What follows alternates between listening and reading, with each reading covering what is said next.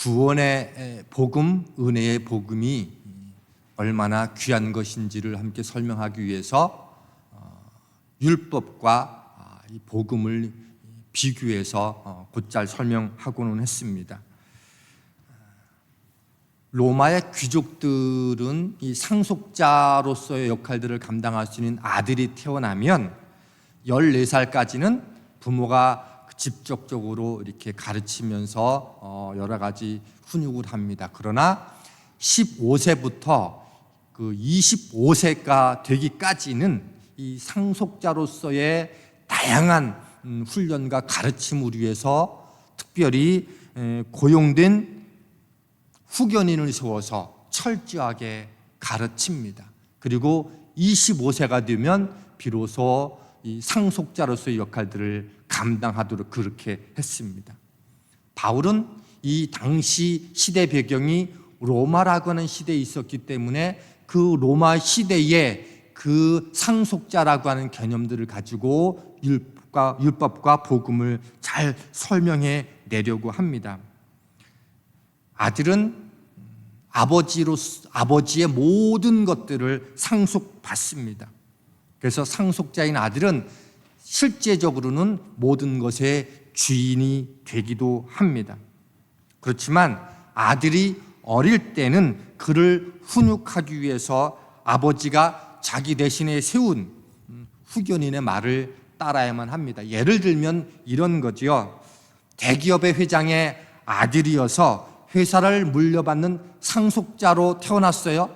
그렇지만 초등학교에 입학하면 초등학교 선생님으로부터 많은 가르침과 훈육을 받게 됩니다.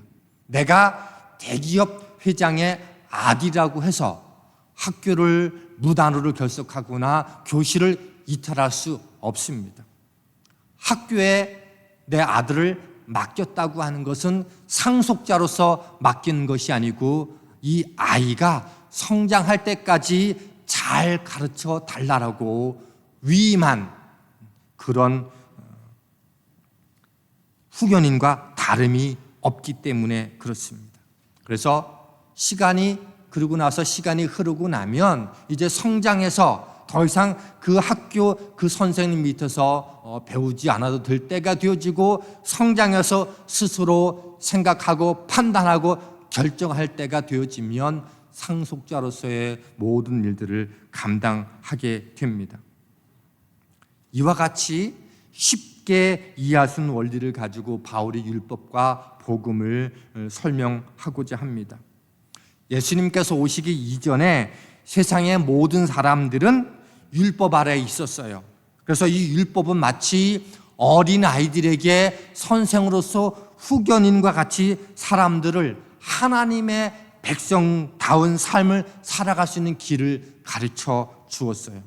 마치 초등학교의 선생님이 그 요구에 따라서 배워야 되는 것처럼 율법 아래에 살아가는 모든 사람들은 율법의 가르침을 따라 살아야만 했어요. 그리고 바울은 이 율법의 가르침대로 살아갈 수밖에 없는 사람들을 뭐라고 이야기하고 있는가 하면 율법의 종노릇했다 이렇게 말하고 있습니다. 아무리 애를 써도 율법의 그 요구로부터 사람은 벗어날 수 없다고 우리가 한 2주 동안 계속 함께 나눴습니다. 율법이 살아가도록 그렇게 요구하지만 우리는 그 율법의 요구를 살아갈 수가 없어요. 더 큰 문제는 무엇인가 하면 아무도 그 율법의 그 이론 기준에 다가갈 수 없었다는 거예요. 율법은 우리에게 죄를 짓지 말라고 요구를 하는데 이 세상 가운데는 그 율법의 요구에 한 가지라도 실수하지 않고 지킬 수 있는 사람은 아무도 없었어요. 그래서 율법이 요구하는 것이 우리에게는 저주가 되고 우리는 저주받은 상태로 죽을 수밖에 없는 존재였습니다. 하나님께서는 우리 인간이 율법의 요구를 완전히 지킬 수 없다는 것을 아셨고 긍휼히 여기셔서 율법의 요구로부터 우리를 구원해 줄 한 사람 해결책을 제시했는데 그것이 바로 예수 그리스도입니다. 이미 하나님께서는 구약의 많은 예언자들을 통해서 예수 그리스도가 메시아로 오실 것을 말씀해 주셨고, 그리고 신약 시대에 이르러서 하나님의 때가 되자 약속하신 말씀대로 온 인류를 구원할 자 예수 그리스도를 보내주셨어요. 그리고 갈라디아서 4장 4절은 이렇게 말씀합니다.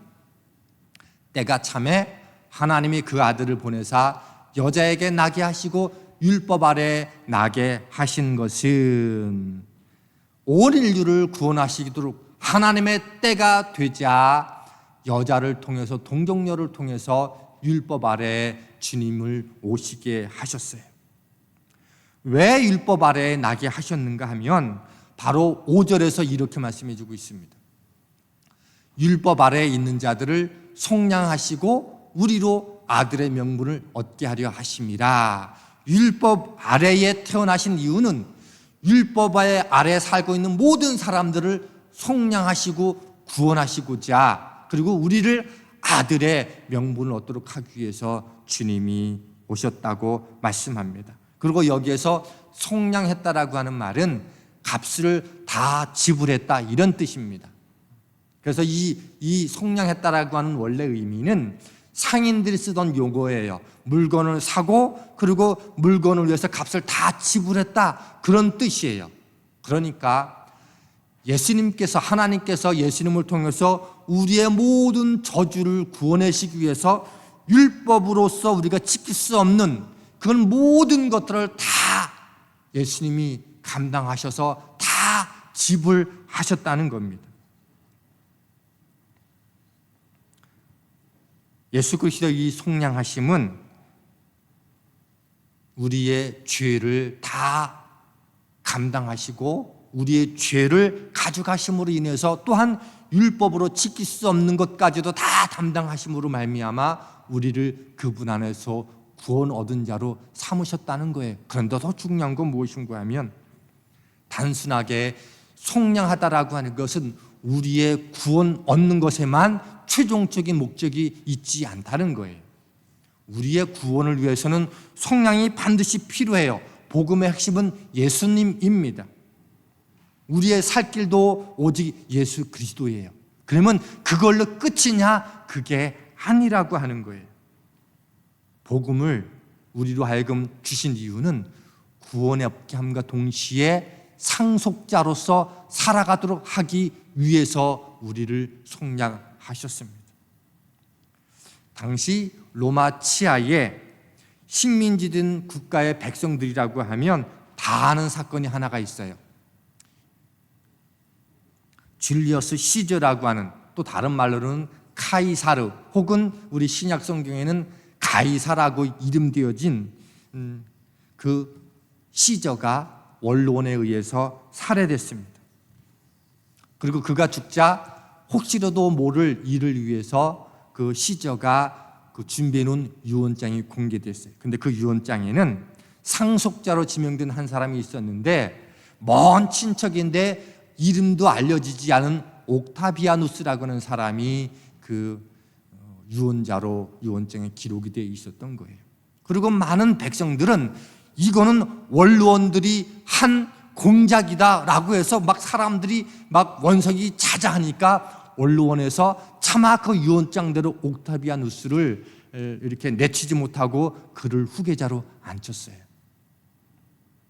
그리고 옥타비아누스가 상속자가 되자 재산의 3분의 1을 그대로 물려받았고, 그리고 그 이름을 물려받아서 가이사라고 이름을 함께 치르게 됐고요. 또 하나 그 먼 친척이었지만 상속해준 그 시저가 했던 그 정치적인 일들도 그가 감당하게 됐어요. 이게 상속자라고 하는 의미에 담겨져 있는 뜻입니다.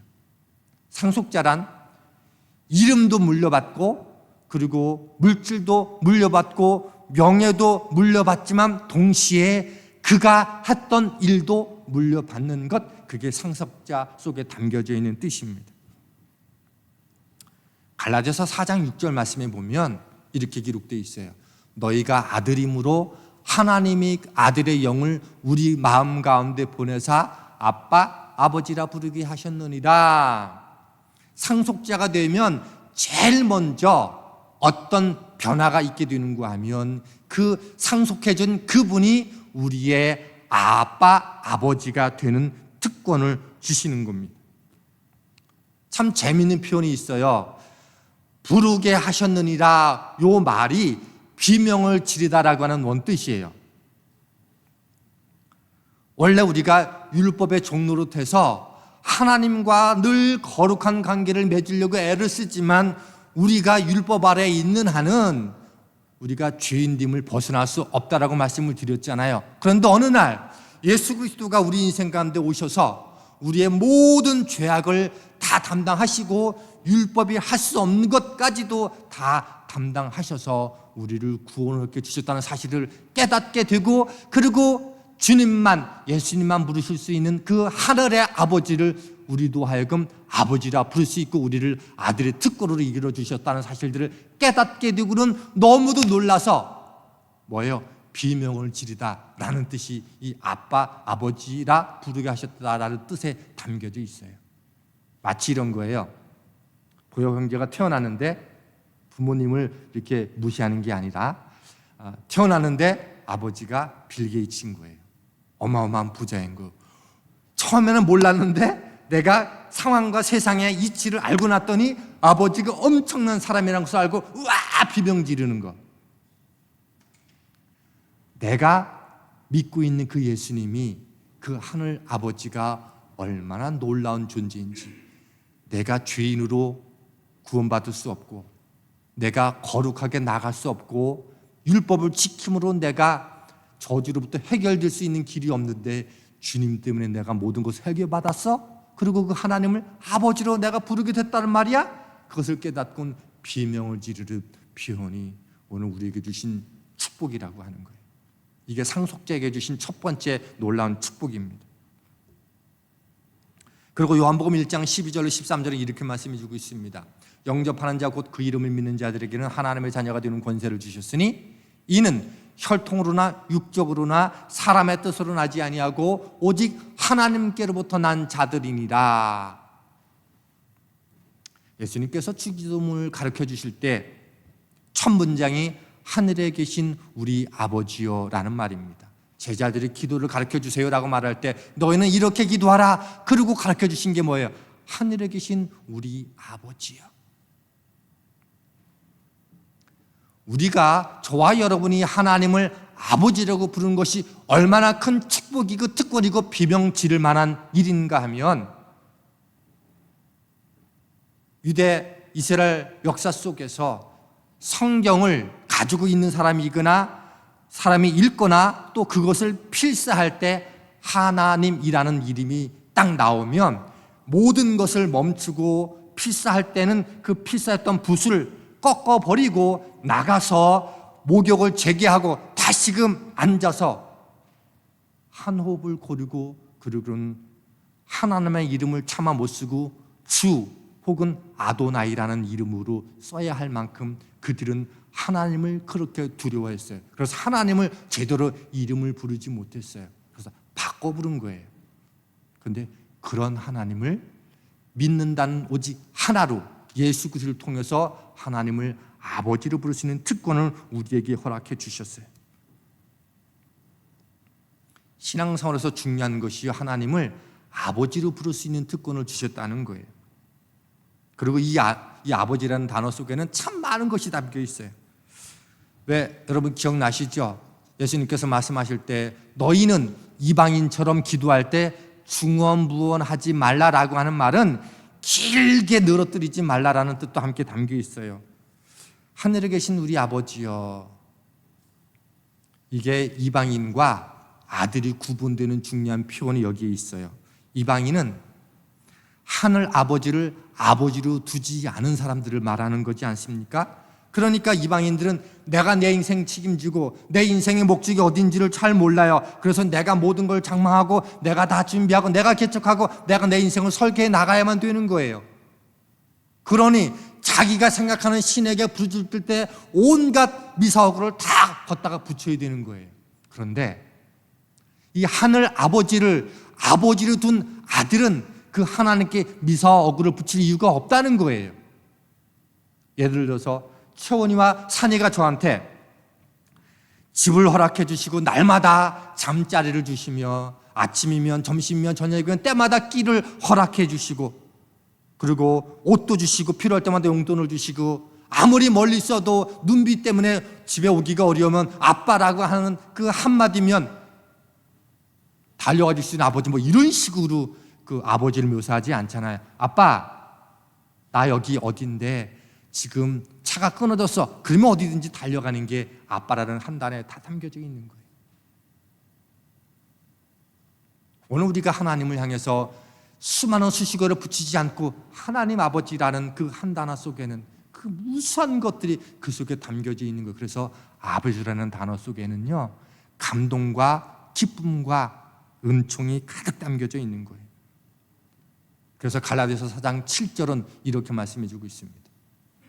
그러므로 내가 이후로는 종이 아니요 아들이니 아들이면 하나님으로 말미암아 유업을 받은 자니라. 이전까진 마치 후견인을 통해서 율법을 통해서 마치 내가 종된 자처럼 그 율법을 지켜야만 됐었는데 이제 예수 그리스도를 통해서 이제 너는 하나님의 온전한 유업을 받은 자가 되었다. 이렇게 말씀해 주고 있어요. 이 유업을 받을 자로 살아가도록 하기 위해서 우리를 구원 얻게 하시고 자녀로 삼아 주셨습니다. 그러면 문제는 이 유업이 무엇인가라고 하는 것을 우리가 알아야 되지 않겠습니까? 디모데후서 1장 1절은 이렇게 말씀해 주고 있습니다. 하나님의 뜻으로 말미암아 그리스도 예수 안에 있는 생명의 약속대로 그리스도 예수의 사도된 바울은, 이게 좀 어렵잖아요. 공동 번역은 이렇게 번역해 놨어요. 하나님의 뜻으로 그리스도 예수의 사도가 된 나 바울은, 그리고 이제 좀 띄어서 하나님께서는 그리스도 예수와 연합하는 자에게 생명을 주시기로 약속하셨고 그 약속을 선포하는 사명을 나에게 맡기셨습니다. 이게 유업이라는 거예요. 바울이 이해한 유업.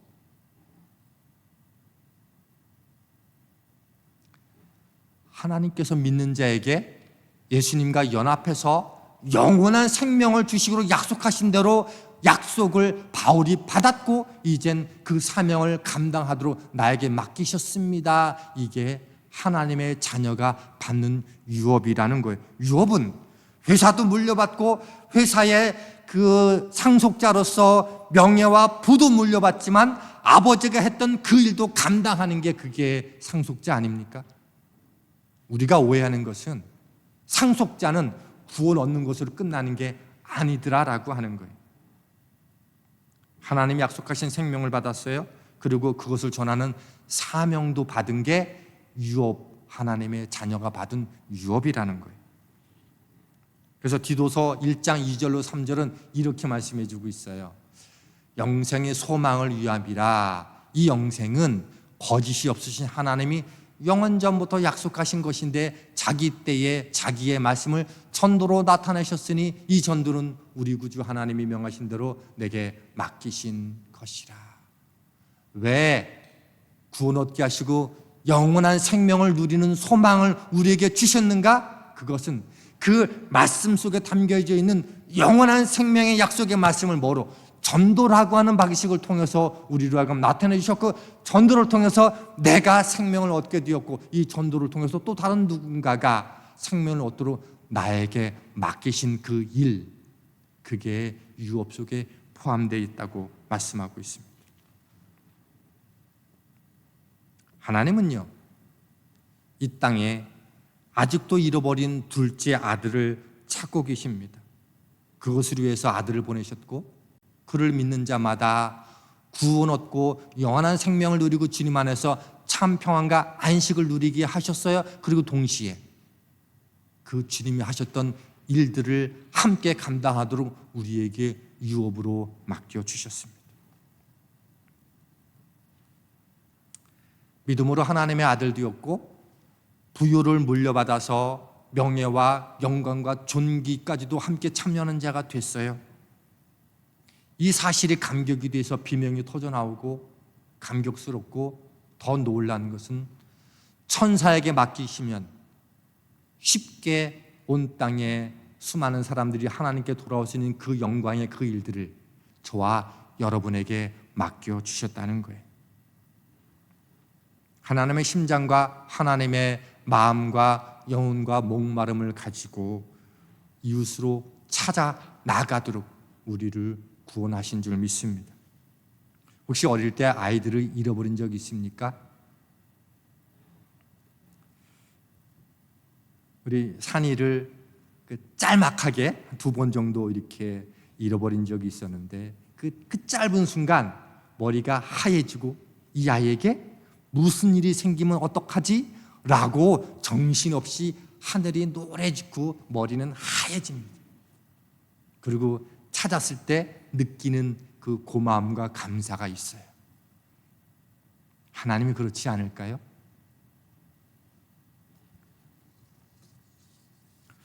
하나님은 이 땅에 잃어버린 영혼들을 돌아오게 하기 위해서 절박한 마음으로 우리를 먼저 택하시고 구원 얻게 해주셨고 구원의 기쁨과 감격들을 가지고 비명을 지른 채 그리고 주님이 우리에게 맡기신 그 유업을 감당하기를 원하십니다.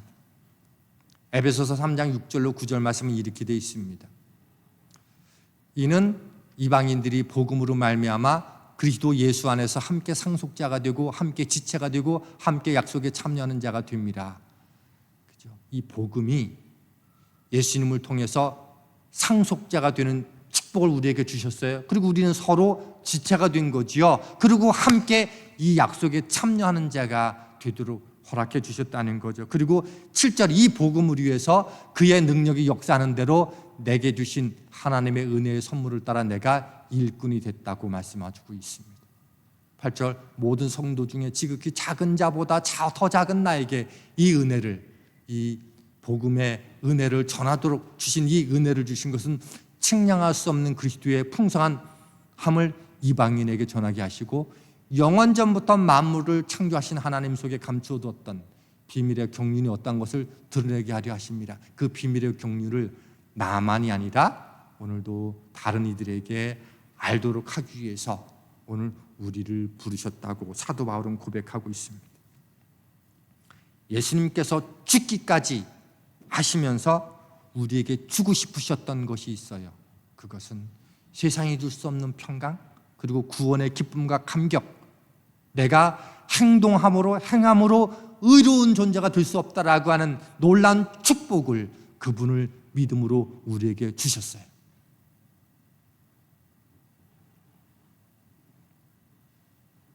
그리고 그 유업 속에는 영혼을 구원하도록 하시는 주님이 이 땅에 오셔서 그렇게 하고 싶으셨던 그 일들을 우리에게 맡기셨는 줄 믿습니다. 하나님은요, 집안의 양도 집안에 있지만 잃어버린 큰아들처럼 집안에 있는 잃어버린 영도 주님께 돌아오기를 위해서 오늘도 아버지의 마음으로 기도하며 기다리는 자를 찾고 계시고요.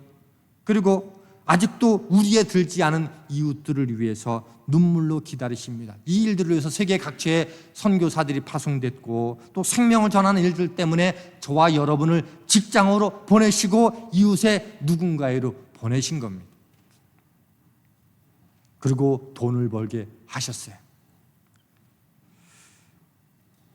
저는 저와 여러분이 오늘 말씀을 통해서 이 예수 그리스도 그분이 우리에게 해주신 놀라운 구원의 축복이 구원의 축복과 감격으로만 머물러 있지 않고 오늘도 그분이 가졌던 명예와 존귀와 영광과 구원의 기쁨과 감격 때문에 비명도 지르지만 그분이 하셨던 그 일도 감당하는 유업의 일 상속자가 될 수 있기를 주님의 이름으로 부탁합니다.